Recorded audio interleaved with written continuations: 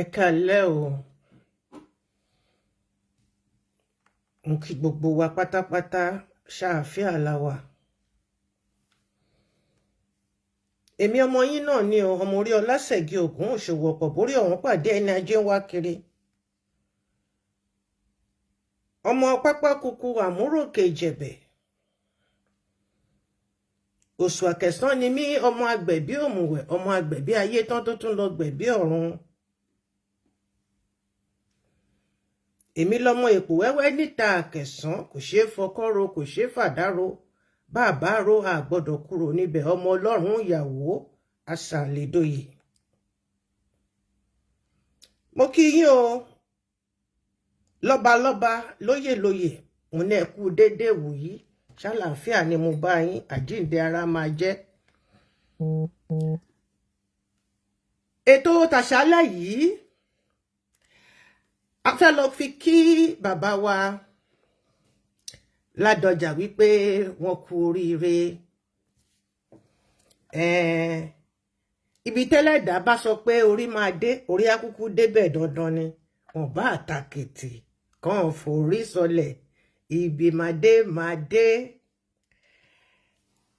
Ẹ máa olíbẹ́ o, ọmọ Àwórìlé mi wá o.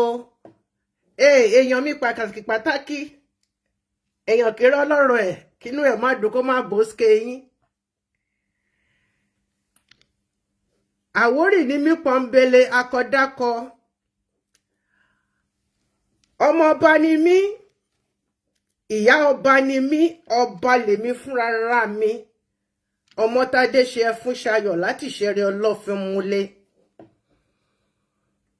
Ìran Ọlọ́fin àdìmúlà Ọlọ́fin Ògún fún mi níre.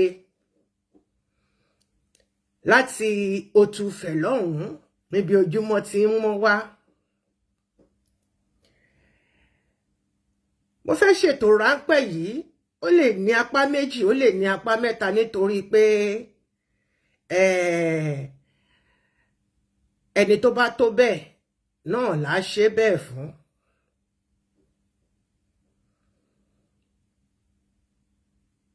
A fẹ́ kí bàbá wa Ladoja wípé wọ́n kú oríire. Ọba àtàkìtì kàn forí sọlẹ̀, ibi orí pé bá sọ pé a máa débẹ̀ ní dandan. Mo fẹ́ súré yá ohun kékeré látọ̀dọ̀ Ibrahim Chatta, ẹni tí mo nífẹ̀ẹ́ sí ni nínú àwọn òṣèré orí ìtàgé, nítorí pé kí ni ọmọ Yorùbá pọ́nbélé ni.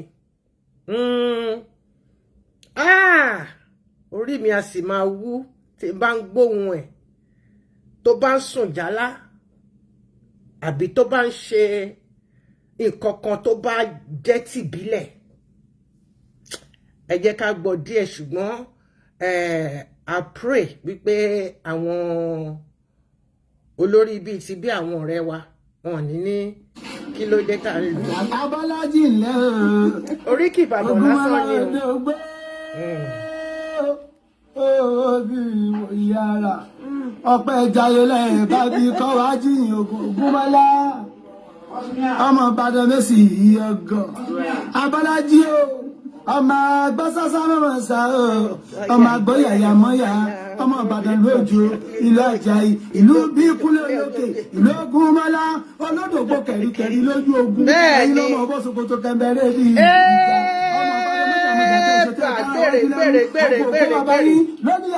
lérí ẹnka gàdàbọ̀ díẹ̀ Ìbàdàn yọ látọ̀bù bẹni tó fi di ẹgúnlẹ̀ pẹ̀pẹ̀ Ìbàdàn níbánisọ̀rẹ́ àìrán ni lọ sí ojú ogun ìlú àkàwọn lárùn kọ o ìjàgbóró lárùn àwọn Ìbàdàn ẹ̀yin lọ́ máa gẹ̀ẹ́sì kọ́ọ̀nù ilé o ọmọ ogun lọ́sàn-án ọmọ ilé ìbò bá tápà ní abájọ ó bá yá mi tán tápà ló ìpè ọmọ òwúrọ̀ dáná kúlíkúlí.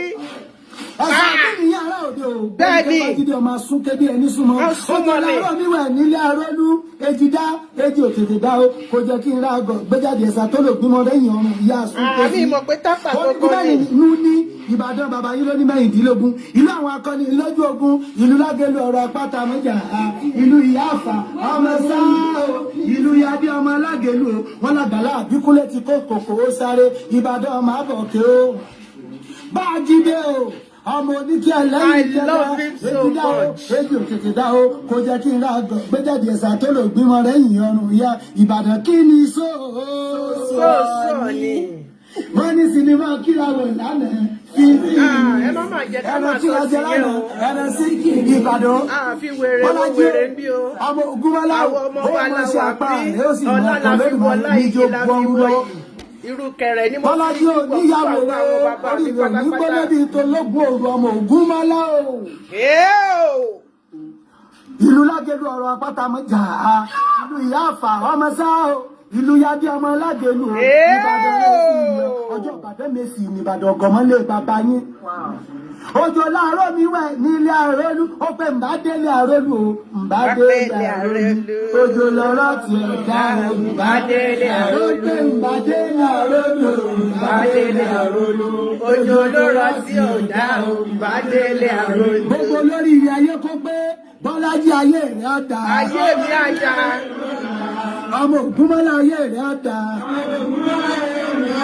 bó ṣe ń ṣe sinimá àmọ́ ṣe ni bó ṣe ń ṣe sinimá àmọ́ ṣe ni. àṣẹ wà àwọn ọmọ Yorùbá nìyẹn àṣẹ lẹ máa gbọ́ lẹ́nu àṣẹ. Okay, we're still on set doing what we know how to doing the things we love to do.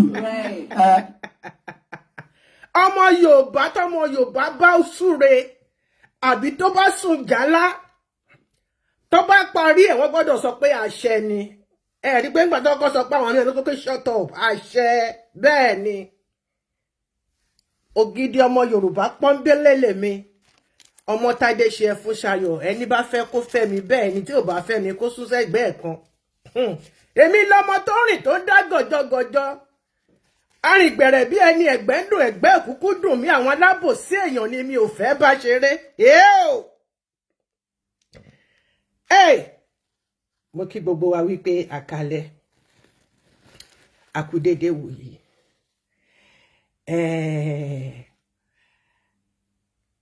bí nǹkan bá ṣe rí a ṣe gbọ́dọ̀ ṣe láṣálẹ́ yìí mo fẹ́ lọ sí Ìbàdàn nílé Olúlọ̀lé níbi olè tí ń jàre olóhun ọmọ gbọ́ sásá màsá gbọ́ yàyà máyà orí nǹkan gírígírí Ṣayọ̀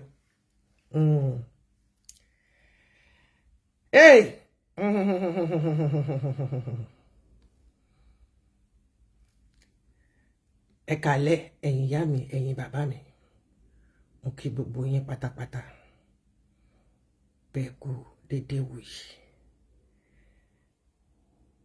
ẹ jẹ́ kémi náà kí n tiẹ̀ pọ́nra mi lé díẹ̀ ẹ jẹ́ n pọ́nra mi lé. mo dé wẹ́rẹ́ bí èjì alẹ́ mo dé kùtùkùtù bí èjì òwúrọ̀ mo dé pápápá bí èjì ìyálẹ̀ta Adéyẹmí mo tún dé pẹ̀lédè tuntun ẹ súnmọ́ bí kájọ gbé yẹ̀wò ó tọ́ lọ́rọ̀ wọn àgbà tí wọ́n ní olóòtítọ́ kì í lẹ́ni bẹ́ẹ̀ ni olóòótọ́ ìlú ń gan ló ṣìkàlù ìpàkọ́ òkúkú gbọ́sùn tí orí ẹlẹ́gàn òun ló kúkú bàjẹ́ pátápátá Ìbàdàn òkúkú gan olóògùn bá wọlé gbogbo èkúté ilé àti ìfẹ́rẹ́gẹ ìmọ́lẹ̀ dé dandan ni kó kùnkùn paradà ọmọ tádé ṣe dé gbogbo ẹ̀yin oníwà ìbàjẹ́ ó yá ẹ paramọ́ o ọlọ́mọ plenty ti dé ìmọ́lẹ̀ ẹ ti dé akọni obìnrin bí ọkùnrin àmọ̀kẹ́ ọmọ ọlọ́kọ̀ nílé ìṣẹ́rí obìnrin kan bí ẹgbàágbèjì ọkùnrin kò sójú abẹ ní kò wà yìí ìgbógun ti ìwà ìbàjẹ́ ìwà ìmọ̀tara ẹni nìkan wọ̀n bílíkì wọ̀n bìyà ìwà bámúbámú ni mo yó èmi òkúkú mọ̀ bẹ́bí ń pọmọ ẹnìkọ̀ọ̀kan òun ni ìyá mi ọlọ́mọ plenty yìí lòdì sí pátápátá gbogbo ẹ̀yin ọba alábọ̀dé ilẹ̀ Yorùbá pàápàá jùlọ nílé Àwórì yẹn lọ tọwọ́ ọmọ yín bọ́ sọ ọmọ tádé ṣe máa sọ̀rọ̀ ẹnu rẹ̀ aráyé ò ní mú ọ sí múnimúni kì í kúkú mórìṣà Èdùmàrè ọba mi ò ní gbóhùn ẹnu rẹ̀ láéláyé ẹnu rẹ̀ ò ní pa ọ́ ò sì ní tẹnugbó bí ọwọ́ láṣẹ Èdùmàrè akíkanjú ni ọ́ akíkanjú ń làwọn bàbá tó sì ọ́ sílẹ̀ tó o pé kí n bá ọ délé níṣẹ́rí oṣù àkẹsàn ni ọmọ ọlọ́kọ̀ tó ní ìyìn ìṣẹ́rímọlé ọmọ wájú ọlọ́kọ̀ tí í sowó ẹ̀yìnwá ọlọ́kọ̀ àṣejígbára ìlẹ̀kẹ̀ ògèdègèdè ọlọ́kọ̀ tí ń tọ̀ ọ́ yẹbẹyẹbẹ lójú omi ilé ọmọ súnbà àlá àgbélégboyè ògbóyè gbọ́lá ọmọọba ilérìgì gbẹ̀dú ọmọ olúńlá ọmọ ọlọ́fin àgbódèrè ọmọ akẹta òṣèrú ẹni ọmọ àkẹsàn lẹ́rí agbẹ̀bí òmùwẹ̀ ọmọ arẹwà lákẹsàn ọmọ onígbà ẹ̀kúlé ìwọ lọmọ ọlọ́run ìyàwó àṣà àlèdòyè ọmọ alágbára ńlá mẹ́sàn-án mẹ́ta lókun mẹ́ta lọ́sà mẹ́ta tó kù níbẹ̀ nílé níṣẹ́rí níbi omi gbé ń dádé ibi àjẹgbé ń wèjì gbàrà ilẹ̀kẹ̀ ọmọ onílù kan gẹ́dẹ́gẹ́dẹ́ ọmọ onílù kan gẹ̀dẹ̀gẹ̀dẹ̀ yìí tí wọ́n fa wo erin ṣe níjọ́sí ìwọ̀n ẹrú ò gbọ́dọ̀ ju àfọlọ́mọ ọmọ káfọ pawà káfọ àjẹwà káfọ gèdègèdè ọwọ́ wakọ̀ délé ìṣẹ́rímọlé àkẹsàn lẹ́rí agbẹ̀bí òmùwẹ̀ ọmọ epo wẹ́wẹ́wẹ́ níta àkẹsàn èyí tí ò ṣe fọkọ́rọ́ tí ò ṣe fàdárò bí òsìrò ò gbọ́dọ̀ kúrò níbẹ̀ ọmọ irinwó ọ̀pá ẹgbẹ̀rún àjẹ́ ọmọ àgbò dúdú mìíní jọjọ tí wọ́n mú wọkọ̀ lódì funfun nẹ́nẹ́ ọmọ pamí rọ́lá yìnyín òrósì ọmọ àjà tó ń ta gógó òjé ọmọ oníyàn kókò tó mú jẹ̀gbẹ́ ẹṣu lọ ilé ọmọ onífẹ̀ òòtólú ọmọ adádé owó rẹ mọ́ ọmọ arúgbó olúfà tí ń tó òṣùmàrè bákẹ́sán ògajùgò bí ògajùkù kùté dandan ni kó níbo àlémú lọ́wọ́ dandan ni kó níbo àgbékọ́rùn òrókò ọdẹ nítorí kékeré ni bàbá yín ti ń kó ọyìn lọ́dẹ ẹ́ ṣe ọmọ akẹ́nu gbọ́kẹ́rù ó bara ọ̀nà ọmọ womú ọmọ orò ìjẹ̀bẹ̀ nílé ìṣẹ́rímọlé ọmọ oníkoro mẹ̀bímàrì tí wọ́n mọ̀ lòmíràn jẹ èèyàn kúkú ní nílé bàbá kó má ní tìyá tọ̀tún tòsí ńlá mọ̀kẹ́ ọmọ tádé ṣe fi jọmọ Àwórì pọ́nbélé ni ẹ má yiri ẹ̀ wò rárá bó ti ń gbélé bàbá gaun ló ń gbé tìyá gùnkè ọ̀rẹ́gún nílé àwọn màmá tó bí ọlọ́mọ ọ̀rẹ́gún akẹ́jà ọmọ ọlọ́rẹ̀gún màjò ọmọ ìgbín ńlá ṣẹnu gbàngàn ọmọ ọlọ́tà odò aródẹdẹ wọ́mi ìgànmọ̀dẹ̀ ọmọ abẹ́ èlèjà ẹ̀yin lọ́mọ afipọ́npọ́ yọjú ẹ̀gbá àfikọ́ òǹkó ti yọjú ìjà omi. bí wọ́n bá ní talẹ́ni tó ń kọrin ewì yìí sì yín létí ẹ wí fún wọn pé Adéyẹmí ń lè mí jẹ́ àrẹ̀mọ of Lagos. èmi lọ́mọ wájú ọlọ́kọ̀ tí ń sowó ẹ̀yìnwá ọlọ́kọ̀ àsìkò gbàrà ilẹ̀kẹ̀ ògèdègèdè ọlọ́kọ̀ tí ń tàn yẹbẹyẹbẹ lójú omi àkẹsàn lẹ́rìí ni mí ọmọ àgbẹ̀ bí òmùwẹ̀. ọmọ mi nìyẹn ẹ rí pa jọra bí gbogbo wa ṣe jọra wa tán nínú ilé wa nìyẹn o lè gbọ́mọ àlè wọlé gbogbo yín pátápátá ni mo kí papa Femia papa Adjovi je pense que je vous ai vu là brièvement comme ça bonsoir comment allez-vous félicitations à votre nouveau poste ohun tí èmi jà fún náà ni bàbá mi náà jà fún ní ọjọ́ kìíní wọn àná táwọn ọ̀bàyéjẹ́ ènìyàn tán ní kán ṣe kíni tán ní kán fò kán ní ìṣó ṣùgbọ́n ibi máa dé ibi máa dé mo kí gbogbo wa pátápátá ẹ sì mí ká lọ sí ìlú Ìbàdàn nílé Olúyọ̀lé níbi olè tí ń jàre olóhun gbogbo ládéládé gbogbo lóyè gbogbo yín pátápátá ni mo wọmú ọmọ ọkọ ni ẹ bàbá mi mo ṣẹ̀ṣẹ̀ gbọ́ ewì tó ṣe fún mi tán náà ni gbèrè bàbá mi a máa júṣe fún ẹ láṣẹ Ìdùmarè ojú òlí tiẹ ojú òlí ẹ ti lọ ṣojú kan láṣẹ Ìdùmarè ìṣẹ́jú kan péré báyìí ó fi nípìn yẹn kẹ bàbá mi òrìṣà wà nínú ẹbí wa ẹ wo ìdílé òun kọ ewì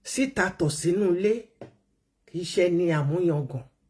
Gbogbo ẹ̀yin tẹ́ lọ wà lẹ́yìn kínní ẹ bọ́ síta, ojú lọ̀rọ̀ wà, ojú lọ̀rọ̀ wà, ojú lọ̀rọ̀ wà. Ẹ máa bọ̀, ẹ máa bọ̀, ẹ máa bọ̀. Nígbà tí bàbá yẹn kọ́kọ́ débẹ̀, ó kọ́kọ́ mú ti aráàlú gbọ́. Àwa ṣe máa wá mú padà sẹ́yìn, àtúmú wá síwájú, àtúmú sẹ́yìn, àtúmú wá síwájú. Because ọ̀rọ̀ wọn fascinate me. Mo kà nínú kíní wọn títí tí pé wọ́n wá sí Belgium, wọ́n wá ṣe university in Bibai. He speaks French. And university tí wọ́n lọ, Université de Liège, wọ́n ṣe exist.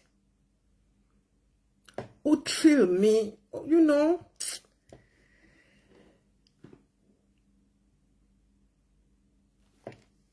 Wọ́n rí ní ọkọ̀ wọn tọ́jọ́ pé kò ní ṣe ṣe.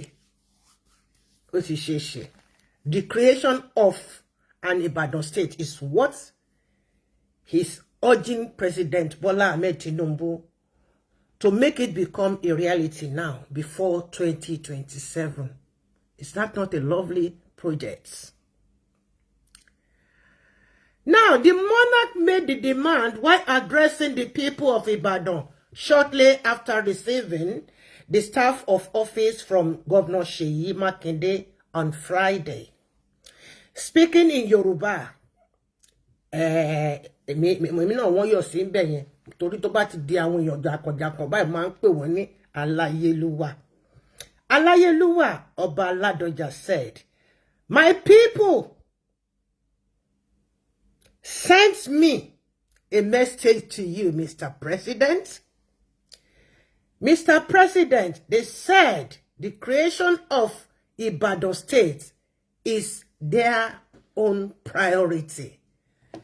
Ibi gorodo ni bàbá mi ti mọ́ ọ̀lẹ̀jẹ̀ wọn òun jẹ láti ibi pẹlẹbẹ rárá. Tó bá lọ mọ́ ọ̀lẹ̀jẹ̀ láti ibi pẹlẹbẹ, tẹ́nìkan bá ń bọ̀, tó bá mu níbi tó ṣùrògodo sí tí ẹ bá ẹ. I love him for that. Straight to the point.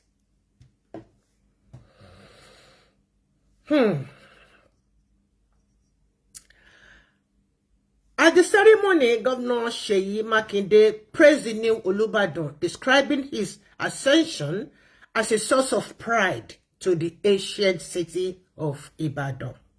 He said, "It is a great honor to join in celebrating the coronation and presentation of the staff of office to His Imperial Majesty."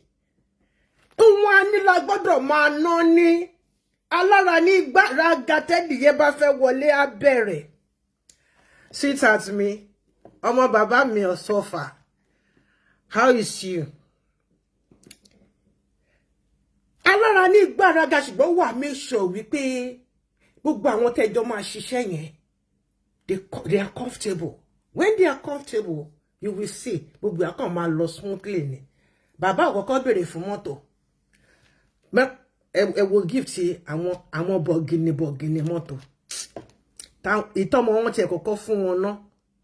Jísòrò ni. But nǹkan tára ló need wọ́n kọ́kọ́ gbé síwájú. Ẹran kí ni bàbá ò jẹ́ rí?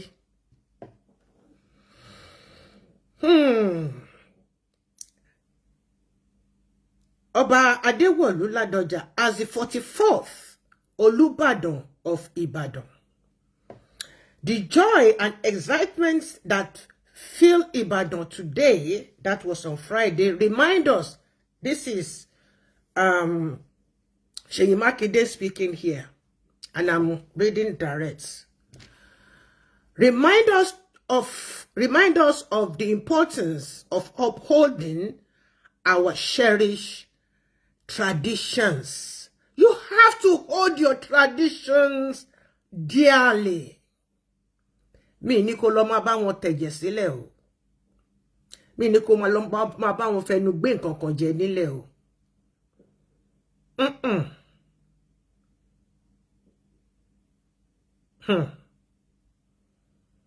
Ẹ jẹ́ ká máa bọ́rọ̀ lọ. Ọ̀rọ̀ pọ̀. The succession process to the throne of Olubadan is now well established and free from contestation. And this is a source of pride for us all. I rejoice, Seyi Makinde speaking, I rejoice with the Olubadan, the Ibadan Council of Chiefs, like iṣẹ́ àwọn thieves, like iṣẹ́ àwọn Aragarogo, and the entire people of Ibadan land. When people loves you for what your worth is better. He earned it, not forcing people. You must love me, Neo.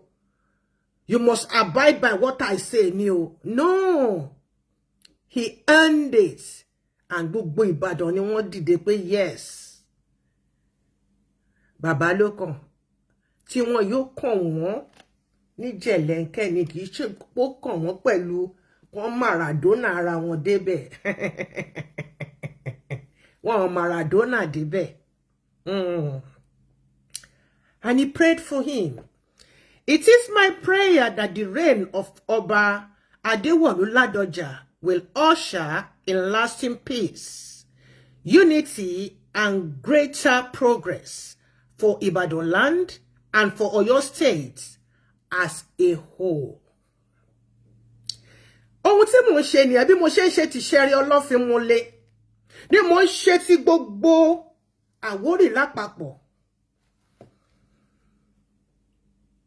Bí mi ò ṣe lọ́rẹ̀ẹ́ nísẹ̀lẹ̀ bẹ́ẹ̀ náà ni mi ò ṣe ní nílùú Àwórì torí wọ́n sọ pé ọmọ Tádé ṣe tó bá sọ pé orí ẹ fẹ́ gbọ́ngbọ́n rìn sábẹ́ gbé wálẹ̀. Mi ò dẹ̀ rude o, nonsense ni mi ò fẹ́. When you do something beautiful and people, you make people happy, it makes me happy. I celebrate you. But when you make people cry, when you make people sad, then, and you call yourself the head of the family and your subjects are dying, it's very bad. Ọlọ́run ọba náà fẹ́. Òun ló sọ pé ẹ wá ẹ jẹ́ ká dá ènìyàn láwòrán ara wa. You think it's stupid? God was not stupid. The coronation held at Makpo Hall after traditional rites at the Laboshinde compound drew dignitaries including the Sultan of Sokoto, Alhaji Muhammadu Saad Abubakar III, Senator Rabiu Musa Kankoso, Prince Olagunsoye Oyinlola, Dr. Kayode Fayemi, and Donald Duke. Political allies of the new monarch, such as Senator Sharafuddin Abiodun and Teslim Folarin, also joined the ceremony alongside lawmakers, Senator Yunus Akintunde, Senator Abdul Fatai Buhari, and Olamiju Nwolo Alao Akala, among others. Now, before it becomes his turn, many Olubadan passed through there. Wọ́n tún ṣe wá di Gbengulo, Ṣàlàfíà, Alaba parí ọlọ́bẹ̀ẹ́dẹ, ọmọ ìyá Gbénga, ọmọ ìyá Ìbejì, Ṣàlàfíà ni, pẹ̀lú ọkọ mi, ìyàwó àtàwọn ọmọ ńkọ́. Many people passed through that throne. Àwọn míì jókòó síbẹ̀, ọlọ́sẹ̀ jókòó, olóṣù jókòó, ọlọ́dún náà jókòó. Ṣùgbọ́n fìgbà yẹmí ẹlẹ́dàá mi, fìgbà yẹmí káyé mi kó dára. Nígbà tó bá máa yẹ wá, lọ́lọ́run máa gbé nǹkan lé wa lọ́wọ́. Ọlọ́run ò ní gbé nǹkan tó máa jó èmi pẹ̀lú yín lọ́wọ́, kò ní gbé lé wa lọ́wọ́. Tolúwa bá fún ẹ ní nǹkan nínú jẹ̀lẹ́ńkẹ́, wàá jókòó ni, wàá fẹ̀yìntì, wàá máa mí lẹ́ngbẹ́. Bàbá Ládọjà, ó yá, ẹ máa láàrin àwọn ọmọge oníkébé. Mi mọ̀ pé bàbá náà ṣì ṣọlá tó bẹ́ẹ̀ yẹn o. Mi mọ̀ pé bàbá náà ṣì ṣọlá bẹ́ẹ̀ yẹn, wọ́n tò wọ́n ni. Wọ́n tò wọ́n rẹpẹtẹ bíi tèèyàn mi kan pàtàkì olórí Ọ̀káfàtà the handsome dude kì í ṣe gbé tọjàjà bàbá ti dàgbà àwọn kan mú kan síbi wọ́n mú kan síbi èyí tó dé àwọn bá wọn fọwọ́ pa èjìká ìyẹn náà wà ńbẹ̀ àdúpẹ́. Àwọn Olúbádán tó ti jẹ sẹ́yìn, it's not going to be long but it's good for you to know because kò sí history mọ́ ní syllabus, so this is an opportunity for our children or for you to pick something for your children. So if you happen to be Ọmọ Ìbàdàn or anyhow. The first person Lágelú 1820. Nígbà yẹn baálẹ̀ ni. Wọ́n sì ń jẹ kó tó ṣe di pé ìgbà yí padà. Lágelú, the very first person on the throne, Lágelú 1820. Baálẹ̀ Máyẹ̀ Òkúnadé 1820 to 1826. He lived. Ṣùgbọ́n nǹkan kan ṣì wà tí mo ṣì ń lọ béèrè tí mo fẹ́ gba ìtàn yẹn ìdí tó fi jẹ́ pé wọ́n tó bẹ́ẹ̀ yẹn títò tí wọ́n dẹ̀ tó bẹ́ẹ̀ yẹn náà ìyẹn náà tún fi dá kò jẹ́ pé kí ogun ẹnìkan ní fámú ẹnìkọ̀ọ̀kan ní fámú owó ló mú yàn Ifá kọ́ ló mú yàn lásìgbò àwa ṣẹlẹ̀ orí ètò ló gbé ẹ débẹ̀ ohun tí orí ẹ bá wá yàn lásìkò tiẹ̀ òun la máa kọ sílẹ̀ òun làwọn ọmọ máa dé bá orí mi àpérè orí mi àpésìn orí mi ṣègbè lẹ́yìn mi o lásìkò tèmi ìhun rẹ̀ ni kò kọ sílẹ̀.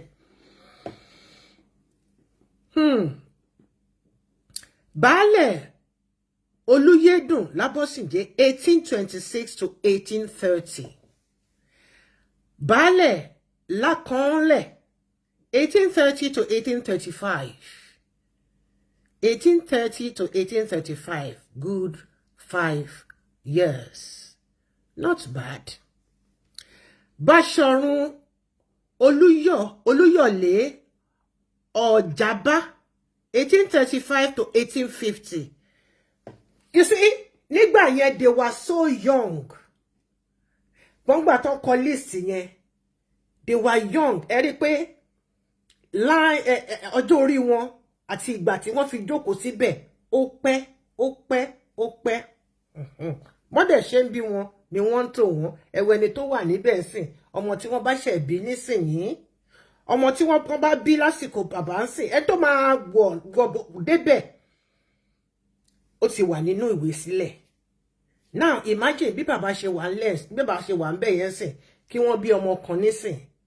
Ẹ wo iye àwọn tó ti wà lẹ́yìn kó tó ṣẹ̀ dìgbà tí ọmọ yẹn ọjọ́ dẹ̀ máa lọ lórí ẹ̀.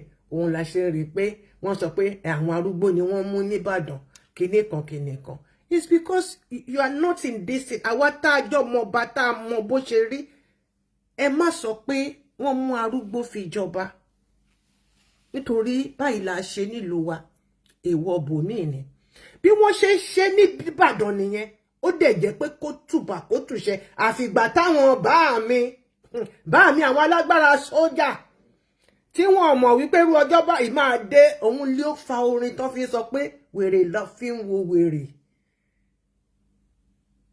Àwọn èèyàn ti yí orin yẹn padà.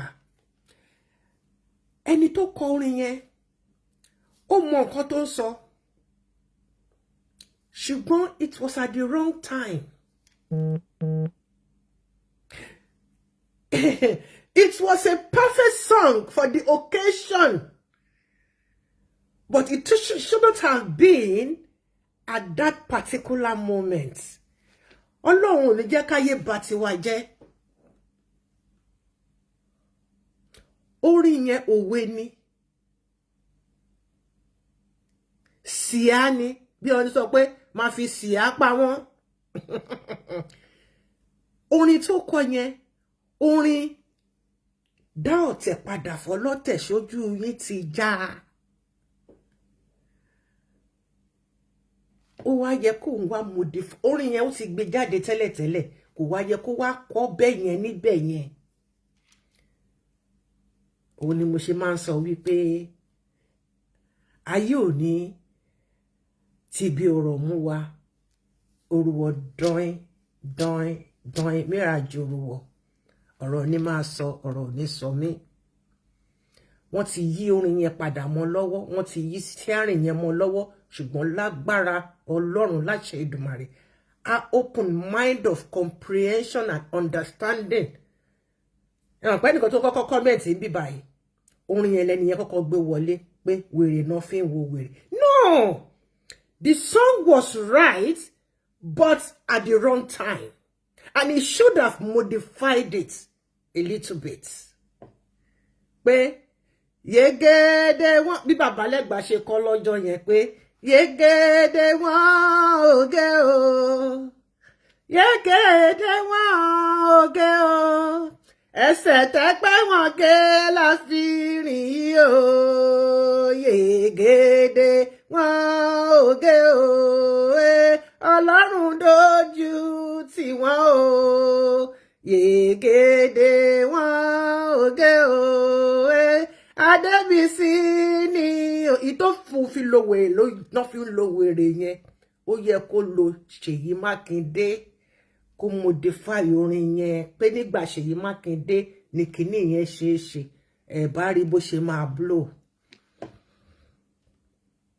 ẹ jẹ́ ká máa ṣọ́ra mo máa ń sọ mo ní àwọn àpárá wà àgánámàṣà ní téèyàn gbọ́dọ̀ lò irú Wàsíù ń sìn tí Wàsíù bá kọ orin kan ó fẹ́ fi orin yẹn ó fẹ́ fi ṣẹ́ṣó ni gbogbo ẹnu ni mo fi sọ bẹ́ẹ̀ ni Wàsíù K1 Wàsíù Àyìndé tó jẹ́ pé wọ́kọ́ ló ń jẹ́ Àyìndé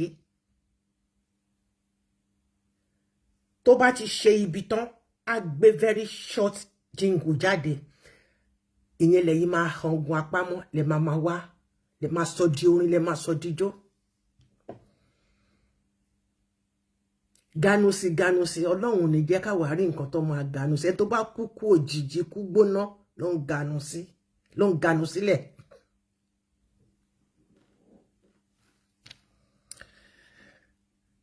kọ́lọ́n bá mi ṣàánú Táyé Currency kọ́lọ́n má jẹ́ pé kíràwọ̀ ẹ̀ kó jábọ́ lórí ọ̀rọ̀ orin yẹn atún nǹkan tó lè mi o atún nǹkan ṣe lè mi o bẹ́ẹ̀ ni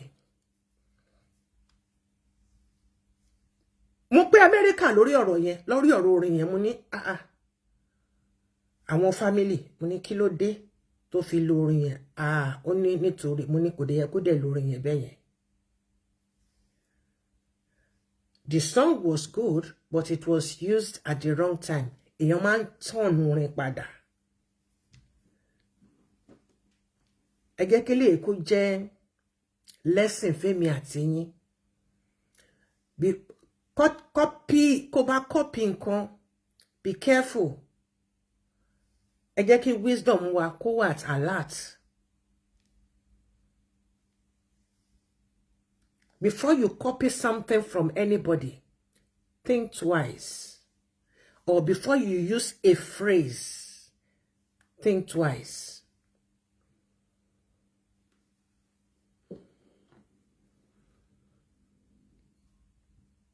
hallelujah.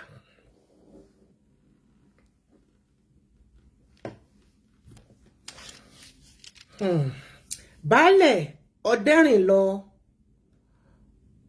ọ̀pẹ́ àgbé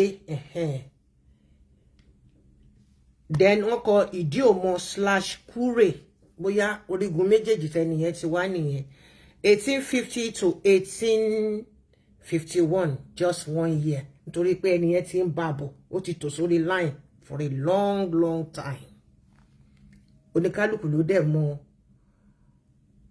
ìrìn àjò ẹlẹ́dàá ẹ̀ Ọlọ́run ló mọjọ́ tó níkálùkù máa jáde wọ́n ń bímọ nísìn tó ń lọ lẹ́sẹ̀kẹsẹ̀ àwọn tó bá nílé ayé wọ́n sì wà ń bẹ̀ kábíyèsí Elédùmarè. Baálẹ̀ Oyèsílẹ̀ Olúgbòde ìta baálẹ̀ compound nìyẹn láti inú compound kan náà ti mẹ́ni yẹn wá síbẹ̀ ó jẹ́ láti 1851 to 1864 ṣe rí pé àwọn náà ṣe kíni àwọn náà tiraka nítorí pé kíni ìrìn àjò ẹlẹ́dàá ló mú wọn tó fi tiraka yẹn kì í ṣe pé bóyá àwọn náà ni wọ́n gbọ́n jù àbí bóyá ẹni tí ó fẹ́ wá síbẹ̀ ló páyé wọn bó o páyé èèyàn wàá lọ bó o páyé èèyàn wàá lọ. Baálẹ̀ Ìbíkúnlé 1864 to 1865 just 1 year. Just 1 year. Torí àwọn kan sọ pé ẹni bàbá tó jẹ láti yẹn arúgbó ni wọ́n few months ṣùgbẹ́ nìkan ní ilé 18 láti sọ̀rọ̀ yìí sìn tẹ́ni yẹn jẹ́ just for 1 year. Báṣọ̀run Ògúnmọ́lá Mápo 1965 to 1967. Mápo àbí Mápọ̀ wẹ́ ẹ má bínú. Balógun Béyòkú Akéré onítànpẹ̀rin. Ẹ má bínú ó yẹ kẹ́ máa yìn mí ni pé mo ṣe sọ Yorùbá o. 1867 to 1870. Ṣé rí pé àwọn náà tiraka díẹ̀. Baálẹ̀ Ọ̀rọ̀wùsì Awáhun kò bọ́mọ jẹ́ 1870 to 1871 just 1 year too. 18 là ń sọ sẹ́yìn yẹn o. Ààrẹ Ọládòkè Látòòṣà Òkè Ààrẹ, that is from another, it's from he came from a compound. Àmọ́ bó ṣe ń tò so mo lè mọ̀ pé ìdígi nìyẹn ti wá. 1871 to 1885. Balógun Àjàyí Ọ̀ṣúngbékun àbí Gbẹ̀kun kò bọ́mọ jẹ́ 1885 to 1993. To 1893. Kí ló dé tí mo sọ pé 19? 1893. Ṣé rí pé tí wọ́n yẹn náà gùn ibẹ̀ lẹni tó tẹ̀ wà lẹ́yìn wọn. Ẹlòmíì tí ò lò ju ọdún kan lọ nínú 18 yẹn. Baálẹ̀ Fìjàbí 1 ọmọ Babalọ́lá Oríta Mẹ́rin Ìdígi náà nìyẹn. Wọ́n mú ẹni yẹn wá láti inú ìdígi kan. Ẹ mọ̀ pé family tree bó ṣe wà rẹ̀ family tree so wọ́n rotate wọ́n wá lọ mú nínú house yẹn wọ́n ní pé ẹni ẹ̀ làwọn fà sílẹ̀ gẹ́gẹ́ bí ọmọ òye. 1893 to 1895. Baálẹ̀ Ọ̀ṣúntókí Olúsun Àgbèní 1895 to 1897. Báṣọ̀run Fìjìmí Yèròmbí Ọ̀rànyàn. Now àwọn Ìbàdàn wọ́n máa sọ pé Ọ̀rànyàn ṣùgbọ́n Ọ̀rànmíyàn ni ẹ bá dé Ifẹ̀ ẹ má lọ sọ pé Ọ̀rànyàn ní Ifẹ̀ o. Tẹ́ bá wà ní anything tó jẹ́ agbègbè Ifẹ̀ Ọ̀rànmíyàn ni kì í ṣe Ọ̀rànyàn.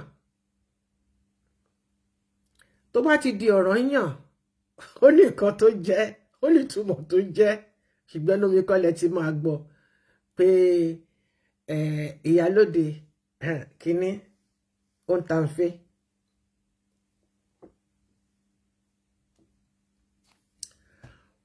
Baálẹ̀ Mọ́sádérin sùn lẹ́yìn mi Ọ̀rànyàn. So àwọn yẹn wọ́n ń kìpẹ́ Ọ̀rànyàn. Ó ní bó ṣe wá èdè Ìbàdàn ló yí bẹ́yẹn tó fi di bẹ́yẹn. 1902 to 1904. Baálẹ̀ Dàda Ọ̀pádáre Màpó Ìdígi náà nínú compound kan náà láti lọ́mọ ènìyàn 1904 to 1907. Báṣọ̀run Sùmọ́nù Apáńpá Ìsàlẹ̀ Òsì Òkè Òsì Ọ̀tún Òsì.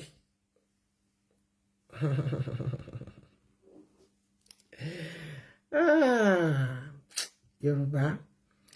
1907 to 1910. Baálẹ̀ Akíntayọ̀ Awẹ́nibákú Eléǹpé bẹ̀rẹ̀ Àbòkè. Ṣé rí pé wọ́n lọ mú yẹn láti inú ilé ńlá.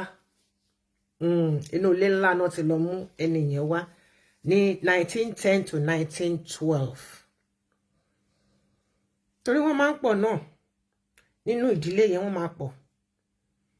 Àwọn náà máa wá mú ẹni tó máa mú sílẹ̀ jáde. Ṣùgbọ́n ní ìdígí by ìdígí, the big branch náà ti kọ orúkọ sílẹ̀. So wọ́n á ṣẹ̀ wá máa lọ mú pé ẹ̀yin yìí o ní kinní kan ta lẹ fẹ́ mú sílẹ̀ láàrin yín. Ṣó ti yé wa bẹ́ẹ̀ yẹn.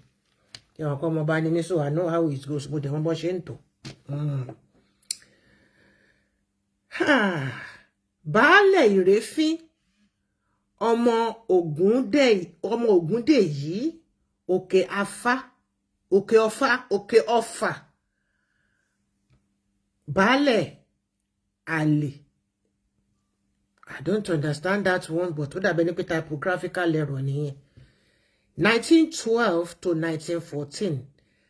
Baálẹ̀ Ṣítù ọmọ Ààrẹ Látòsà. Ṣé àwọn pé Látòsà ti jẹ lókè lọ́hùn-ún? Ọmọ ààrẹ yẹn tún leléyìí nígbà tó tún lọ kàn ní Òkè Ààrẹ. 1914 to 1925. Àti bọ́ sí 19 nísìn àti kúrò ní 18 o.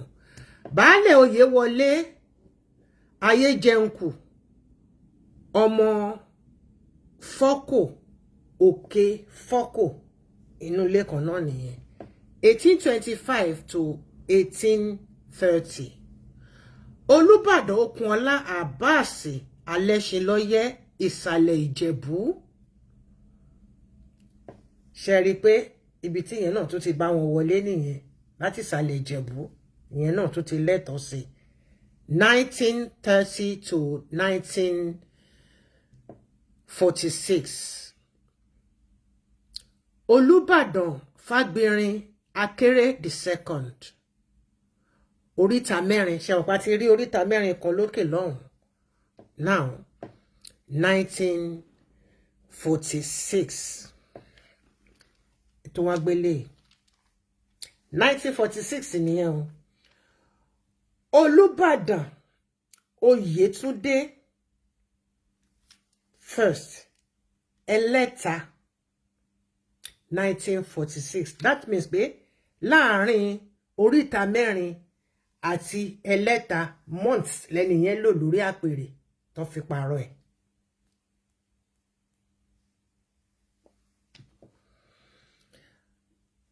Olúbádán Akíntúndé Bíòkú Olóyè Ọ̀rànyàn 1947 to 1948. 28. Olúbádán Fìjàbí II. Oríta mẹ́rin. Wọ́n pọ̀ gan nídìílé oríta mẹ́rin yẹn. 1948 to 1952. 29th. Olúbádán Mèdúdú Àlíìwò Gbẹ̀nlà 1952. Àwọn náà wọ́n parí iṣẹ́ wọn síbẹ̀. The 38th. Olúbádán Ìgbítádé Apẹtẹ Òkè Ọ̀fà 1952 to 1955. Ọba Isaac Babalọlá Akínlẹ́yẹ Aláràfá 1955 to 1964. Ọba Yésúfù. Ṣé rí pé àwọn orúkọ tí wá ń di orúkọ múmìnì. Orúkọ tí ń kúrò lórúkọ ìbílẹ̀ ó ti ń bọ́ sí orúkọ múmìnì. Ṣé rí pé a ti ń fi orúkọ Muslim àti Christianity wọ́n ti ń fi sínú ẹ̀. Tẹ́ bá follow mi dáadáa kẹ́ bá lè pay attention sí pé ṣé rí pé a ti ń lo orúkọ a ti lo Isaac náà kọ sí àbí Isaac dẹ̀ ládẹ máa pè ní anyhow adẹ̀ ti mú Yésù fò. Eléyìí the 33rd Ọba Sàláwù Àkànbí Aminu Adéọ̀yọ́ 1965 to 1971. Ọba Ṣítù Akíntọ́lá Oyètúndé II Ẹlẹ́ta 1971 to 76. Ọba Gbàdàmọ́sí Àkànbí Adébímpé Odíjọ 1976 to 1977. Ọba Daniel Táyọ̀ Akínbíyì Elékùnró 1977 to 1982. Ẹ má bínú tí Yorùbá mi ò bá dán mọ́rán gbogbo ẹ̀yin ọmọ Ìbàdàn. Ẹ má bínú, ẹ má bú fa. Ẹ ṣàánú mi o. Ẹ má bú mi pé mi ìporúkọ yín dáadáa o. Ọmọ Faransé ni mí o. Bàbá mama Mọ́ráfà kí ló ṣẹlẹ̀? Ọba Yésùfù Olóyèdé Àṣàníkẹ́ Ìdíàró 1983 to 1993. Ọba Emmanuel Adégbóyèga Ọ̀pẹ́rìndé Ìsàlẹ̀ Ìjẹ̀bú again 1993 to 1999. Ọba Yínúsà bí Ògúndípẹ̀ Arápáṣowú Ọ̀rànyàn 1999 to 2007. Welcome to the 2000. Ọba Samuel Odúlànà Olúgadé First 2007 to 2016. Ọba Sàlíù Àkànmú Adétúnjì 2016 to 2022. Ọba Lékan Balógun 2022 to 2024. The 43rd Ọba Owólabí Ọlákùlẹ́yìn 2024 to 2025. The 44th had the handsome Baba here, Ọba Rasheed Ladoja. Àwọn ni Ọba kẹrìnlélógójì. Ẹ pàtẹ́wọ́ fún mi, mo pè dáadáa. Yé, mo ti practice ibẹ̀ yẹn bàjẹ́ bí mo ṣe máa ń wo Yorùbá fíìmù mi. Ọba kẹrìnlélógójì. Mo sọ Yorùbá yẹn inú mi dùn. Àwọn ni ọba kẹrìnlélógójì tí wọ́n gorí àpèrè àwọn baba ńlá wọn. Ṣé ká sì máa ṣe lọ àbí kí n dá dúró síbẹ̀? Torí mo rí pé ó ń dùn mọ́ wa lọ ṣìnkìn. Ṣé ká sì máa ṣe lọ, kí sì máa ṣe lọ torí mo fẹ́ kí wọ́n ní French kí n dẹ̀ parí ẹ̀ síbẹ̀ kó má ju 1 hour lọ. Ṣé ká sì mú díẹ̀ sí, ẹ jẹ́ ká lọ, ẹ jẹ́ kí n lọ wò bóyá màá rí kékeré kan tí máa add sí, but tí bá ní kí n add ńbẹ̀ yẹn because it's mo ti okay, ẹ jẹ́ kí n mú báyìí. Ẹ jẹ́ kí n mú báyìí. Yeah. 6 things to know about the 44th Olubadan of Ibadan land, Alayeluwa Ọba Rasheed Ladoja. Ọba Rasheed Adewolu Ladoja has officially been installed as the 44th Olubadan of Ibadan land, making a historic moment in the traditional and political evolution of Nigeria's largest indigenous city. His coronation symbolizes the convergence of politics, businesses, and culture in the life of one of Oyo State's most influential sons. Here are some key facts about this wonderful, sexy, Agbantara, newly crowned monarch, Ọba Rasheed Adewolu Ladoja. What are the 6 things that we need to know about Baba? Ọba Rasheed Ladoja has officially been installed. Ẹ jẹ́ ká tún kà yẹn náà fún wa. Mo fẹ́ kí time yẹn kó stretch díẹ̀ ni. As the 44th blah blah blah blah blah blah blah blah blah blah blah blah blah. And then his coronation, blah, blah, blah, blah, blah, blah, blah, blah, influential. He had some key facts about him, which you all need to know. Because once she free you, bàbá she free, ó kàn yẹ pé ẹ lè gba frying pan lórí, tẹ́ bá rìn kúrìn níwájú bàbá ni. Torí àwọn ọmọge tèmi wò yẹn, wọ́n bá wọn tá tán débẹ̀ o. Wọ́n tá tán délẹ̀, wọ́n tá tán débẹ̀ ni. Wọ́n dẹ̀ máa ti débẹ̀ pa. Ẹ jẹ́ kó ní kálukú wa ká lọ ṣọ́ra. Here are some key facts about the newly crowned monarch Rashid Ladoja. 1. A former governor, Rashid Ladoja, served as the governor of Oyo State from 2003 to 2007 under the People Democratic Party, PDP. His tenure was defined by both reforms and turbulence, including an impeachment. Àmọ́ wá sórí impeachment ìwé àtàwọn àgbà Castoyan tó wà nídìí that was later nullified by the courts. Not just one court, so rí pé orí ló gbé bàbá yìí débìrì, courts. Second point, ascending the throne at age 81.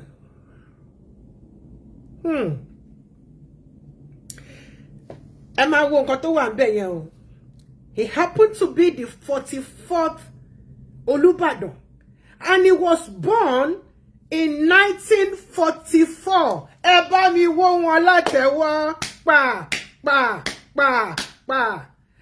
Orí oyè lórí rẹ̀ ó ti mọ̀ látọ̀run wá ó ti mọ̀. Born on September, bàbá mi ni nǹkan tí mo ṣe love wọn nìyẹn, àjọ ṣíà oṣù ni. Àwọn ọmọ September kọ́ranjọ́gbọ́n ni wá. Ṣùgbọ́n a máa ń lọ́tà tó pọ̀. Torí kíni, torí òtọ́rọ̀ tá máa ń sọ yìí náà ni. September 25th, 1944, Ọba Ladoja assumed the Olubadan stool at the age of 44, 1944, then 44, at the age of 81. His wealth of experience in politics, business, and public service is expected to shape his reign. The third point, he is well educated and multilingual.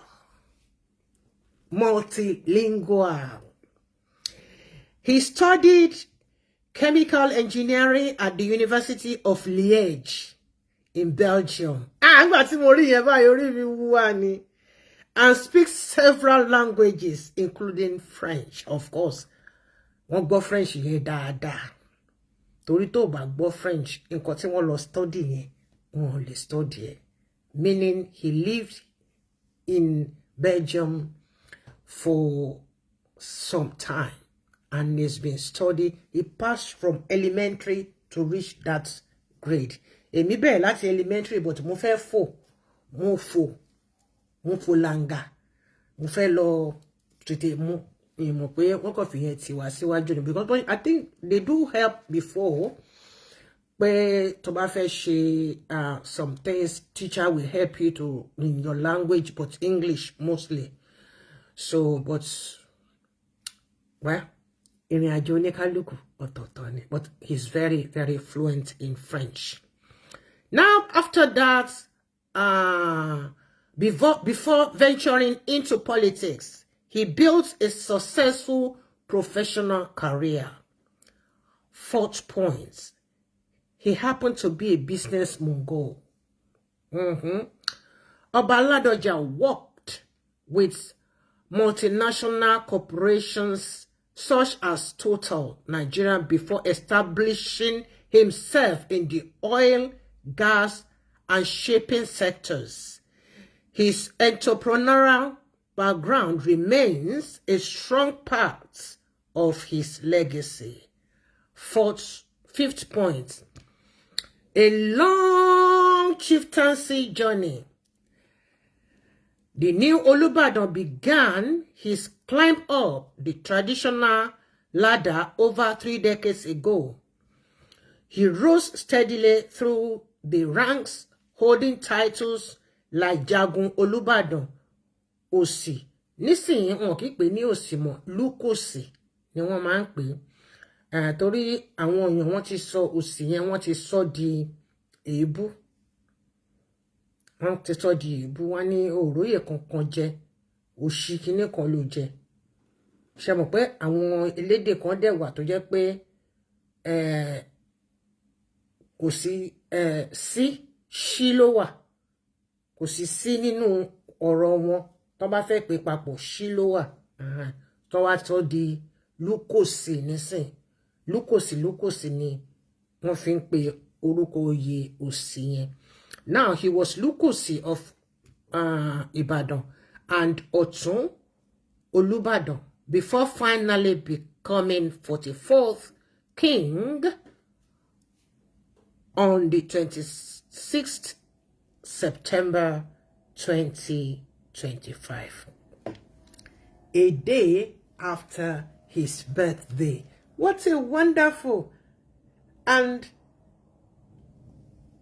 the day of coronation of Ọlọ́fin Àdìmúlà Ọlọ́fin Ògúnfúnminíre ọba tó wà lórí Òkìnísìn.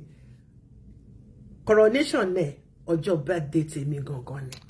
Òun lẹ ṣe gbọ́ tí ẹni yẹn kì mí pé ọjọ́ òbí ẹ lọ Bangbade.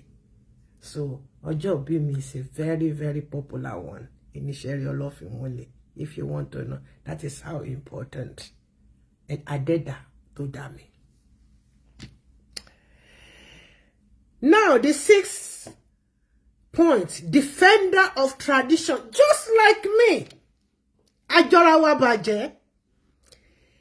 In 2017, he fiercely resisted a controversial reform introduced by former governor Abiola Ajimobi, which sought to elevate several Ibadan chiefs to kingship status. Oba Ladoja cancelled the move in court and won, preserving the integrity of the Olubadan succession system. Courtesy Vanguard. I got that information from Vanguard on the 26th of this month, a few days ago. So, I think we've done enough for tonight. So, you know his do's and don'ts and how far Toti ṣe ìrìn àjò tí wọ́n rìn. Ṣùgbọ́n a ṣì máa wá sórí àwọn ọmọ àtìyàwó àtàwọn gbogbo a ṣì máa wá síbẹ̀. But mo kí wọn kú oríire.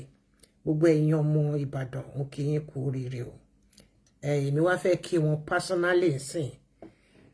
Gbogbo yín lọ bá mi mú recording kíní, ẹ bá mi pa àwọn ọmọ yín tó bá mọ nǹkan crop. Ẹ̀yin gbé borùn, ó yẹ wá dá nìkan crop bẹ̀ o. Torí ẹ kí crop nǹkan tó bá da. Nǹkan tí ò bá dá lẹ máa crop. Wèrè la fi ń wo wèrè, ìyẹn ni gbogbo yín lẹ̀ ń gbé jáde káàkiri. Nǹkan kan ló jáde tí bọ̀bọ́ yẹn tó fi kọrin yẹn because mo ṣe ìwádìí mi fínífíní. Power tussle. And he shouldn't have used. Yeah, dídókò wọn síbẹ̀ yẹn power tussle náà ni, but not on that particular day. Àwọn tó yé ó yé, àwọn tí kò yé sí á ni. Now, I want to greet Baba in our language. Votre Majesté, autant qu'un ancien étudiant en Belgique, je vous envoie cette petite prière et de vœux. Moi, je m'appelle Omotade chez Efoshayo Obatola, du Ìṣẹ̀rí Ọlọ́fin Wọlé, localité du Ifo. D'entrailles d'Ọlọ́fin Ògúnfúnminíre, je vous félicite pour une victoire bien méritée de la part de Dieu et de l'univers, et par le soutien de votre centre, malgré la méchanceté d'un pauvre individu qui se prend pour Dieu le Père du monde. Au nom de Dieu Tout-Puissant, et par la grâce de vos ancêtres, Je vous souhaite une longue vie remplie de vitalité et sagesse pour diriger votre peuple. Que la trône de vos ancêtres soit protégée chaque jour d'un arc-en-ciel léger au regard. Ashe, ashe, ashe, wa, wa, wa. Ẹ fẹ́ kí n translate ẹ̀, mi ní translate ẹ̀ fún yín. Nǹkan tí mo kàn sọ ni pé mo kí wọn kú oríire. Mo dẹ̀ sọ fún wọn wípé wọ́n tiẹ̀ gbé ìlú tí wọ́n ti ń sọ èdè yìí rí, ìtorí ẹ̀ ni mo ṣe fi èdè yẹn tí mo fi kí wọn tọ́látọ́lá ti tẹ̀yẹtẹ̀yẹ. Mo dẹ̀ introduce ara mi ibi tí mo ti wá, mo dẹ̀ kí wọn kú oríire fún victory one tí àwọn bàbá ńlá wọn tó fún wọn. Torí tí ò bá jẹ́ bẹ́ẹ̀ ni kò yẹ kó jẹ́ pé àwọn náà máa wà ń bẹ̀ lálẹ́ yìí. Ó lè jẹ́ pé lómìn ni kò jẹ́ pé ìgbà tí wọ́n ti lọ, ṣùgbọ́n nítorí ipa ti kọ́ àwọn alálẹ̀ ló gbé wọn síbẹ̀. Òun ni mo ṣe sọ pé ancêtre. Despite the wickedness of an individual who thinks that he is God Almighty in Nigeria. Bí mo ṣe sọ nìyẹn, ẹ jẹ́ ká fi ìtókù sílẹ̀. Mo dẹ̀ gbàdúrà fún wọn wípé alálẹ̀ á wà pẹ̀lú wọn, Elédùmarè á wà pẹ̀lú wọn, á tọ́ wọn sọ́nà, àpèrè ò ní gbóná mọ́ wọn nídìí, ìmọ́lẹ̀ bí òṣùmàrè á yí wọn ká láti tọ́ wọn sọ́nà ní gbogbo ohun tí wọ́n bá ń ṣe ní ìlú Ìbàdàn láṣẹ Olódùmarè. Àṣẹ, àṣẹ, wà, wà, wà. Ohun tí mo sọ plus minus nìyẹn. Ẹ lọ máa translate ìtókù, ẹ crop ẹ. Èmi ni ọmọ yín, ọ̀rẹ́ yín, àbúrò yín, olólùfẹ́ yín, Olúwatóyìn. Ọmọ́tádé ṣe Ẹfúnṣayọ̀ Ọbátúlá, ọmọ Sábìtù Ajílàrin ẹran òjèwé olóbùtú jẹ láti ṣẹ̀rí ọlọ́fẹ́mọlé. Òní ní ọjọ́ 29 oṣù kẹsàn-án ọdún 2025. Aago 10:00 ó kù ṣẹ́jú péréte ní agbègbè tọ̀dọ̀ mi ń bí. Bàbá, mo kí yín, mo kí yín, mo kẹ́ yín, mo gẹ̀ yín, mo yìn yín. Mo súnmọ́ ba níwọ̀n ẹgbẹ̀je, mo fà sẹ́yìn fọ́ba níwọ̀n ẹgbẹ̀ péréte torí pé ọmọ ọba kì í sá fún ọba. Bẹ́ẹ̀ ni bàbá, ṣùgbọ́n mo tẹríba fádé o, mo tẹríba fún jì o. Ajú yín ṣe. Igbá ilé ò ní fọ́, àwo ilé ò ní fàyà. Lásìkò tí yín á dùn gbọ́ngbọ́n akànṣe láṣẹ Ìdùmarè. Ogun kógun yòówù kó lè fẹ́ gbérí. Àwọn baba ńlá yín tó dá yín dúró di àṣálẹ́ yìí, á bá yín tẹ̀rí ẹ̀bà. Atẹ́gùn máa fẹ́ o bàbá, ṣùgbọ́n ogun kan ò lè lélele kó kọjá ìtẹ́ tí ń bá bọ̀. Agbára Ọlọ́run ká.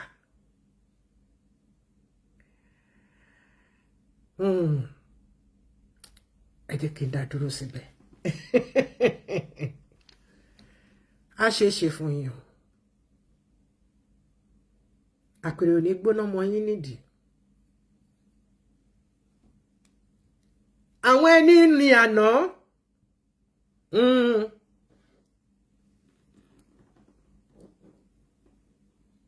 Ẹ máa ó ti yé yín nǹkan tí mo fẹ́ sọ. Ojú ti tì wọ́n náà o, ṣùgbọ́n tẹ́ mọ̀ pé tí wọ́n ní tí kéèyàn bá ṣe kinní kan mi ò fẹ́ sọ torí mi gbọ́dọ̀ pòwe níwájú bàbá mi. Ṣùgbọ́n gbogbo agbára tí ìgbín ní ó máa ń fàyà falẹ̀ ni.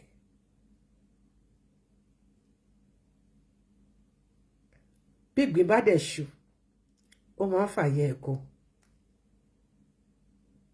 Alábàáhùn náà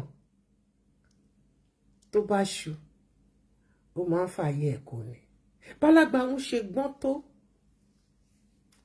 ẹ wo ohun tọ́lọ́run ọba bó ṣe gbọ́n ọgbẹ́ bá ṣe rí kà nínú ìwé bó ṣe gbọ́n tó, wọ́n ṣe sọ pé ẹni tó wá ìsìn ni tó dẹ̀ máa ń pẹ́ gan-an. Ẹ̀yà wá pẹ́, ẹ̀pẹ́ bí mọ́pẹ́ ṣe ń pẹ́, ẹ̀pẹ́ láṣẹ, ẹ̀ jèrè àṣẹ.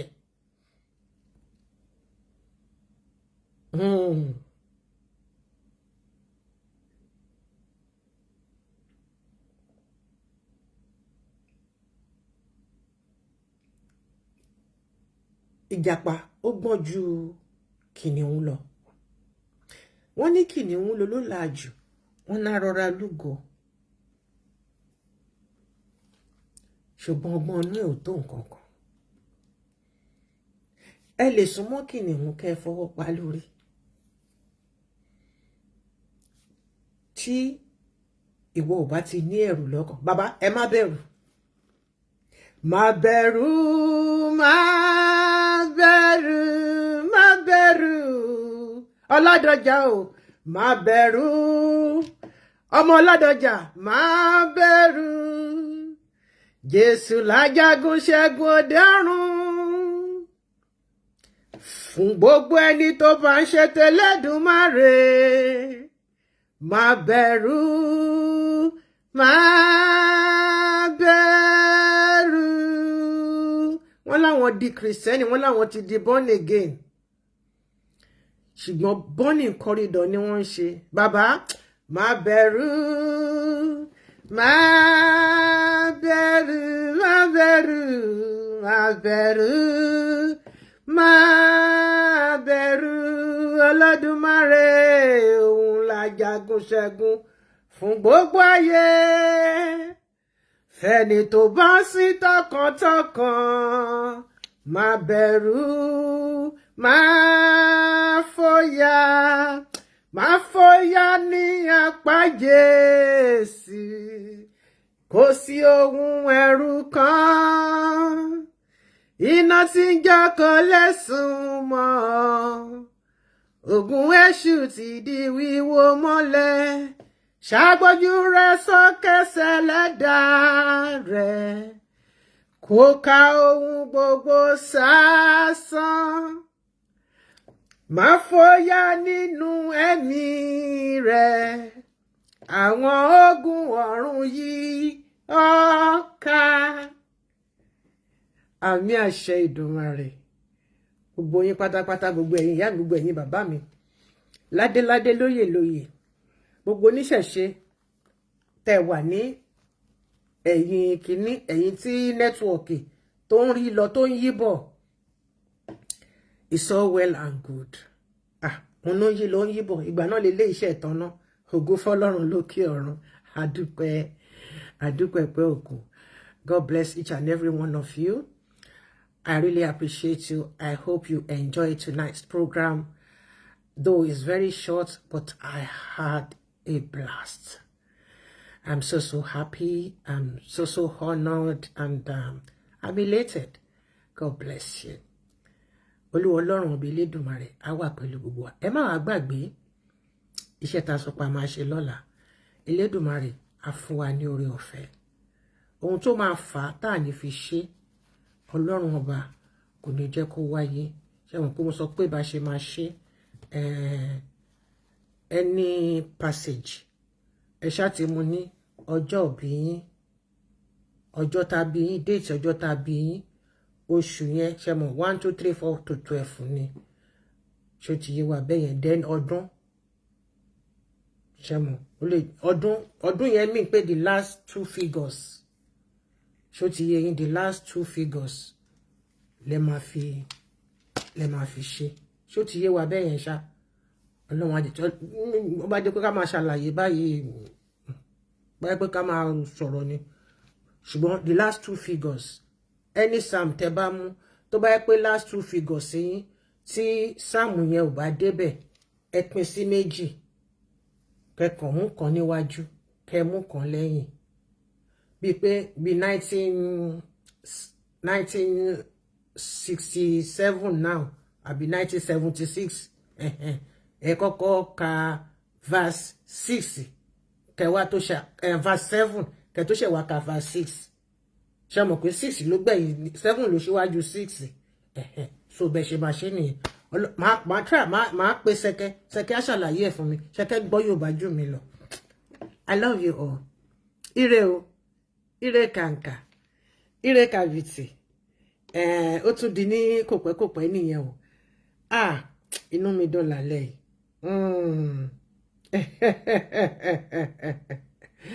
Àpilẹ̀ kọ̀ọ̀kan èèyàn máa ṣe irú ètò báyìí lẹ́ẹ̀kọ̀ọ̀kan. Ẹ jẹ́ kí n fi tèmi sí ọmọọba ni mí. Kéré mọ́yé dùgbẹ́ mọ́rún. Mo sì ṣọjọ́ òbí mi lọ. Dùgbẹ́ mọ́rún. Ìrìkùtù onídà ọ̀nà méjì.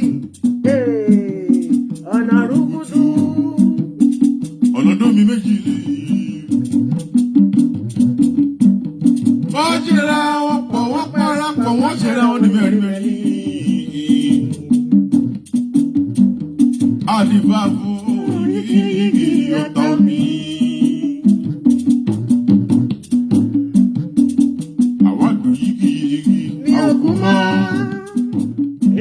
oyìí Ọ̀tá omi.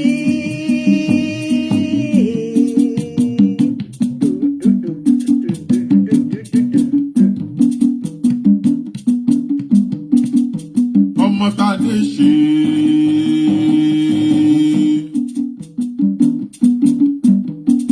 Táwọn akálítù ọmọ bá tú láàrin iṣẹ́ ìmọ̀lẹ́.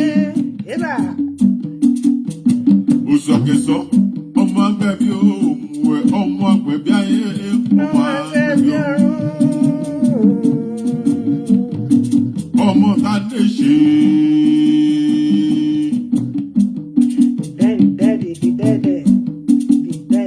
Ọlọ́jọ́ bí orúkọ lọ́rọ̀ ẹ̀ o ọmọ tá a lè ṣe. Ló fi jọ́jọ́ bí ẹ lọ bá ń gbàdé nílùú ìṣẹ̀rí ọlọ́fin mọ́lẹ̀.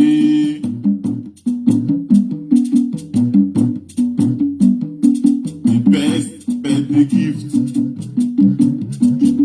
nílùú ìṣẹ̀rí ọlọ́fin. Gbogbo alálẹ̀ wọ́n ti wà pẹ̀lú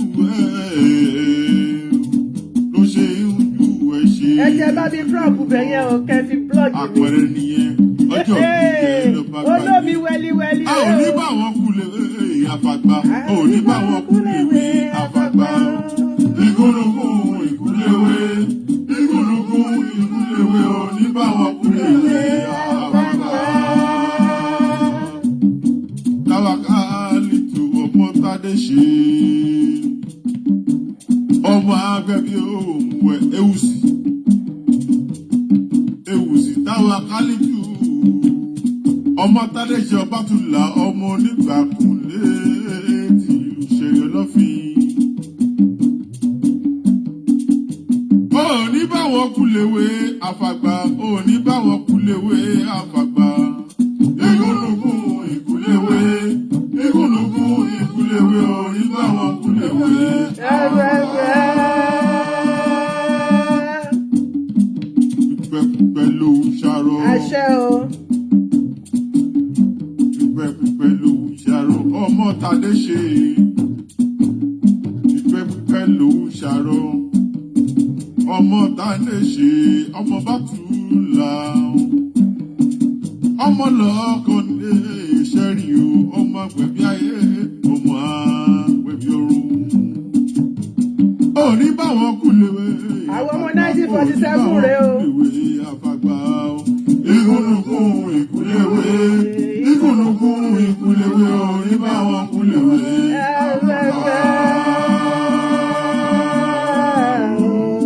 Ọmọ arúgbó olùfà tó tó Òṣùmàrè. Mo ṣe wọn tó ta sàárín ọ̀run tó fọmọ alẹ́ ọmọ kan wọ́n lọ́wọ́lọ́.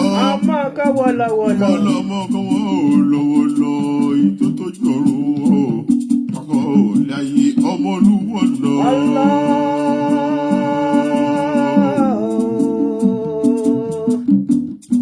Táwàkálí ìtù ọmọ sábìtù ajílàrọ̀ ọmọ ẹran jẹ́wé olóògùtù jẹ́ ọmọ yìí làárọ̀ onígbàkúnlẹ̀ ti ìlú ṣẹ̀rí ọlọ́fin ọmọ ní pápá kúkú àmúrò òkè jẹ̀bẹ̀. Ẹ kìlọ̀ fún wọn o. Ẹ kìlọ̀ fágbàlẹ̀ làkà òkú máa fọwọ́ gbára wé òkú rántí ọ̀ká. My very first outing. My ministry. My very first poster for the ọmọ àgbẹ̀bí ayé ọmọ Ọlọ́run lọ́wọ́ sí. Ọmọ àgbẹ̀bí ayé ọmọ àgbẹ̀bí ọ̀run. Ọmọ yìí jiná ẹjọ́. Ọjà sì wà ń custom. Wọ́n lọ. A ò ní bá wọn kúlèwé. Mi ò ní bá wọn kúlèwé o. A ò ní bá wọn kúlèwé àfàgbà. Ẹ̀rí pọ́mọ yẹn jiná.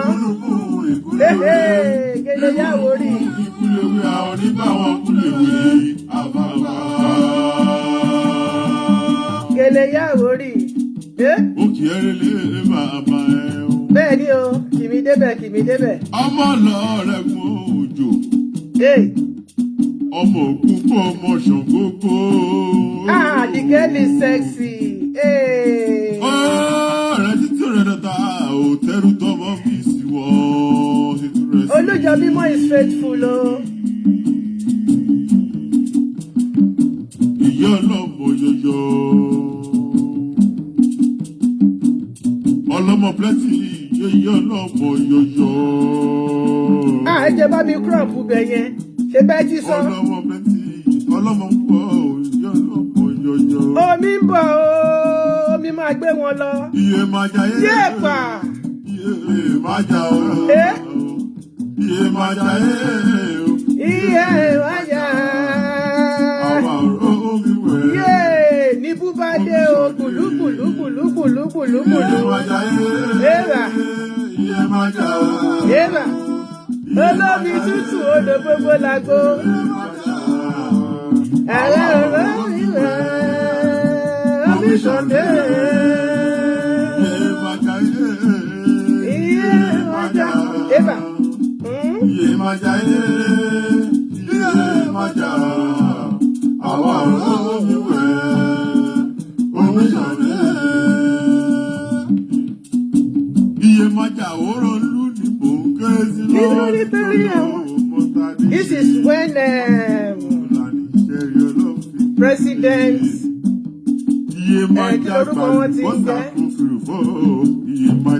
Bibat tó di president tí mo lọ ṣe wí fún wọn ní Nigeria House.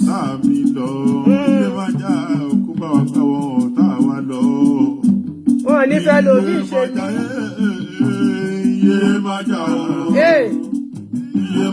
Ọmọ ọ̀rọ̀ pọ̀.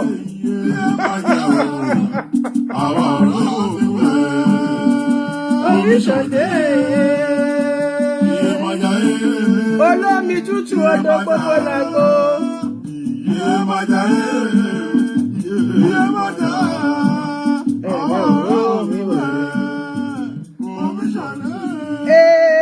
Olómi tútù odò gbogbo làgbo. Ta ló jẹ́ bómi ìjà, ta ló jẹ́ bómi ṣọ̀tá? Kò sí ẹ̀yẹ ṣá máa wo ti yín, ẹ ṣá máa ṣe kíni, ẹ máa ṣe dáadáa please. Omi yín lọ́la ẹ ṣe ready, kò ní ju 30 minutes lọ, 30 maximum 30 minutes. The same time àfi tẹ́ bá fẹ́ ká ṣe lọ́sàn-án, but anyhow alẹ́ náà ló máa better tí everybody ti máa wà nílé. Bẹ́ẹ̀ bá dẹ̀ sí bẹ́ẹ̀ oníkálùkù á máa bá ẹni tó bá lè ṣe live á ṣe live oníkálùkù ẹ ṣá ti gbàdúrà sí, ẹ ti kà wọn sáàmù yín sí, bẹ́ẹ̀ kan lẹ fẹ́ kà ni, bẹ́ẹ̀ mẹ́ta lẹ fẹ́ kà ni, bẹ́ẹ̀ méje lẹ fẹ́ kà ni, bẹ́ẹ̀ mẹ́ 1000 ni, your choice. Nǹkan tó wù wẹ́ àtẹlẹ́dá ẹ̀ ní kẹ́ ẹ jọ sọ. Ṣùgbọ́n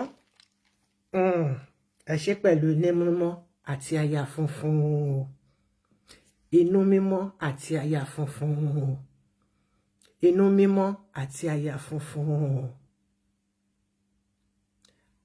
A máa súre sí, a máa wúre sí, a máa pa àwọn bàbá wa, wọ́n bá wa ṣe oore ọ̀fẹ́ sí. Bẹ́ẹ̀ ni oníkálùkù àwa lọ lò bọ́n bá ṣe sọ wọn tí sọ pé báyìí la ṣe bá máa mú ni o, bá máa dà sílẹ̀ lẹ́ni o, bá máa dà sórí ni o, wọn tí sọ fún mi. A dá fún gbogbo wa o, ojú òní sí wa. I love you all with the love of Christ. Mo fi gbogbo àwọn alálẹ̀ ibi tí mo sì jáde, mo fi bàbá ńlá bàbá mi Ọlọ́fin Àdìmúlà Ọlọ́fin Ògo fún mi lérè láti Ilé Ifẹ̀ lọ́hùn. Mo fi súre fún yín, mo fi wúre fún yín. Mo ní ohun tẹ́ fẹ́ lọ sùn lálẹ́ ẹni tó jọrun dojú kú ẹni tí bí alábẹ́rẹ́ àrùn ọmọ ò ní gbóná mọ́ yín lọ́wọ́, kò ní tutù òdì. Ẹ ti bímọ ẹ̀rọ ọmọ tó tẹ bá rọmọ tó ẹ̀rọ ọmọ kẹtẹ bá rọmọ kẹtọ ọmọ àwa kẹyìn àwa gẹ̀yìn lọ́jọ́ alẹ́. Ọmọ ò ní gbé yín dé police station. Tẹ bá mọ iye àwọn ọmọ Nigerians tó wà ní police station. Àwọn náà kọ́ Ọlọ́run á fún wa lọ́mọ tọ́. Èmi ni mo perfect sí níbẹ̀. Ohun tó bá ṣe sẹ́ni ẹlẹ́ni àdàbí ó jàjẹ́ pé àwọn ọmọ wa wọn ní jèrè àdàbí tẹ́nìkan ti fi inú gbígbóná. Torí kíni? Nítorí iṣẹ́ burúkú ọwọ́ tiẹ̀ fúnra rẹ̀. Ó lọ hùwà tí ò dá, ó lọ bá tọmọ ọlọ́mọ jẹ́. Ẹni yẹn ó wá fi inú gbígbóná pẹ̀lú bí omijé yẹn bó ṣe ń gbọ́n ló wá ní àdàbí tóun bá ro báyìí sí ẹ ní nǹkan tó ṣe fún òun lọ́mọ ẹ ò ní forí ko. Àwọn ọmọ ọlọ́mọ ẹ wá máa rí wọn máa ṣiṣẹ́ ìṣẹ́gun ò níṣẹ́. Wọ́n á ṣàbò ṣọ́ọ̀ṣì gan sọ pé kán má wà mọ́. Àdàfẹ́mi àti èèyàn àdàbíjà ò jẹ́ pé Ọlọ́run dẹ̀ wà síbẹ̀ sí i. Ọlọ́run dá, Ọlọ́run dùn, Ọlọ́run bá ó dùn bá tó. If you want to be close to me, bẹ́ẹ̀ bá ti ṣe wọ́nranwọ̀nran, èmi fúnra mi ni màá jáde ni màá wá sọ pé èmi nítòótọ́ lájọ wà ṣùgbọ́n mo fẹ́ búlọ́ọ̀gì lágbájá báyìí. Ṣùgbọ́n tó bá tún ṣe nǹkan tó tún dáa tí spirit mi bá tún fine tó mọ́nú àwọn èèyàn dùn nítòsí ọ̀dọ̀ mi náà mo tún máa jáde tí mi ò I'm not a bad person. Ẹ sọ pé ọbẹ̀ ò kì í dùn, ọbẹ̀ ò kì í ròyìn ara àfi tó bá dẹnu, èmi ń ròyìn ara tèmi. Èmi mo ń ròyìn ara tèmi torí pé kí ni? Mo rọ́wọ́ rẹ̀ láyé mi, mo rí o, mo rọ́wọ́ Lédùmarè lára mi, mo rọ́wọ́ adẹ́dà ṣẹ̀dá nínú ìrìn àjò ayé mi. Ọlọ́run á fún yín náà ní testimony. Hallelujah. Ọmọ Tádé ṣe sign out aka Ọlọ́mọ plenty. Mama ẹni ọlá ẹni ìyẹ́ ẹni ẹyẹ ta lẹni tó wà ń bẹ̀ yẹn tí wọ́n ṣe tẹ̀gbọ́n tàbúrò àbí tọkọ àti kíni. Ẹlẹ́yin jẹ́ kíyèsára tọ̀ mi mọ̀ pé orúkọ yẹn orúkọ àwọn blogger ló máa ń jẹ́ bẹ́ẹ̀.